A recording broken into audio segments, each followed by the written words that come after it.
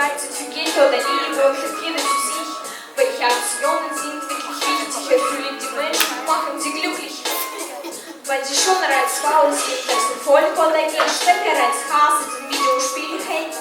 Warum lebe ich eigentlich für Arbeit, für Freizeit, für Geld oder Liebe? Wenn ich dir dann sage, du lebst für die Menschen, die loyal und treu, die brauchen und lieben, die dich unterstützen, ja zu einer Balance. Weißt du eigentlich, was du bist für mich? Ich vertraue dir mehr als je.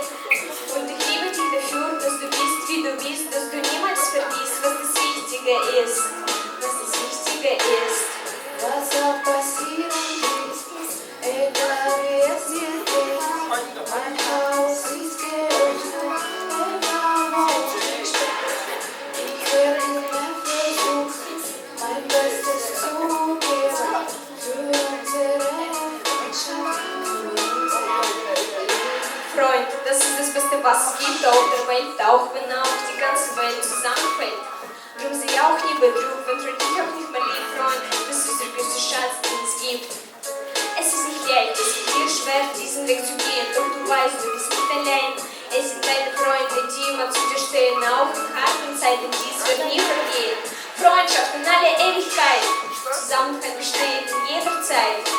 Auch in dunkelsten Tagen weiß ich, es gibt Einigkeit, Freundschaft für ewig ist nun erscheint. Weißt du eigentlich, was du tust für mich? Wenn du meine Lasten trägst und dich mit meinem Partner steigst, du bist mein Fundament, keine Stimme ist so gern, keine Stimme ist so gern. Was auch passieren wird, egal wie es mir geht. Mein Haus ist geöffnet, egal wo ich stehe.